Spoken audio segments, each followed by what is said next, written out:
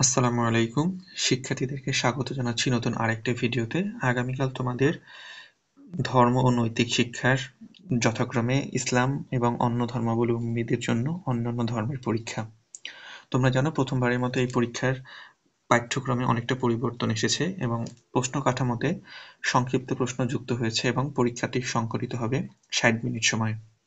এই পরিবর্তনের জন্য তোমাদের সামনে নমুনা প্রশ্ন নিয়ে হাজির হয়েছি, যাতে তোমরা বুঝতে পারো কোন ফরম্যাটে পরীক্ষা হবে। তোমাদের ফরম্যাটে প্রথমেই থাকবে ক বিভাগ। ক বিভাগে থাকবে সংক্ষিপ্ত প্রশ্ন ২০টি, যেখানে তোমাকে ২০টির উত্তর দিতে হবে এবং কথাগুলো এক কথায় যত সম্ভব সংক্ষিপ্তভাবে উত্তর দেবা। যেমন ইসলাম কি, আলিউ শব্দের অর্থ কি, মুশরিক কে, আখিরাতের বর্ণনায় কোন সূরা প্রাধান্য পায়, এই ধরনের প্রশ্ন, অর্থাৎ যেগুলো একদম সংক্ষিপ্ত প্রশ্ন, সেগুলো থাকবে ক বিভাগে। খ বিভাগে থাকবে সৃজনশীল। মূলত প্রথম অধ্যায় থেকে তোমাদের ৩টা সৃজনশীল দেওয়া হবে এবং সেই সৃজনশীলগুলো এভাবে আসবে। সেখান থেকে তোমাকে ২টি প্রশ্নের উত্তর দিতে হবে, যেটা থাকবে খ বিভাগে ১, ২ এবং ৩।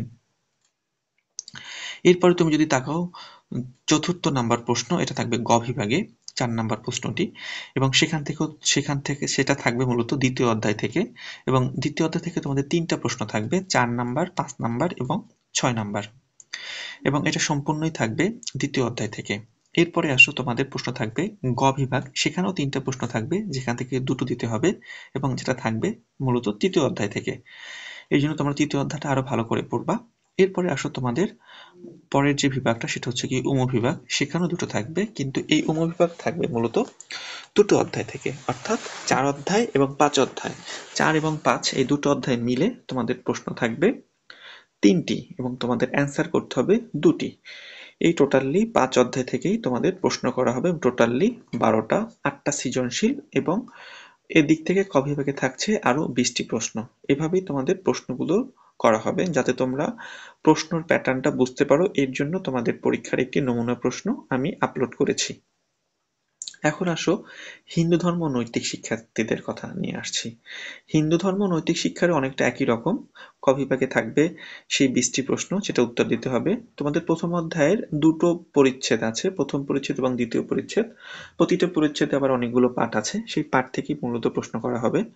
ক বিভাগ দ্বিতীয় অধ্যায়েও তোমাদের পরিচ্ছেদ রয়েছে, সেই পরিচ্ছেদ থেকে মূলত আসবে খ বিভাগের প্রশ্ন। তোমাদের গ বিভাগের প্রশ্ন আসবে মূলত তৃতীয় এবং চতুর্থ অধ্যায় থেকে, যেখান থেকে তোমাদের এই ২টা অধ্যায় থেকে তোমাদের প্রশ্ন আসবে ৩টি। ভালো করে বোঝো, তোমাদের তৃতীয় এবং চতুর্থ এই ২টো অধ্যায় থাকবে ঘ বিভাগে, সেখান থেকে প্রশ্ন আসবে ২টো, এবং সর্বশেষ তোমাদের যে ১০ অধ্যায়, সেখান থেকে প্রশ্ন আসবে। সেখান থেকে প্রশ্ন থাকবে ২টো এবং ২টো উত্তর দিতে হবে। এইভাবেই তোমাদের প্রশ্ন আসবে। তোমাদের প্রশ্ন কাঠামো বোঝার জন্যই এই নমুনা প্রশ্ন তোমাদের জন্য দেওয়া হলো।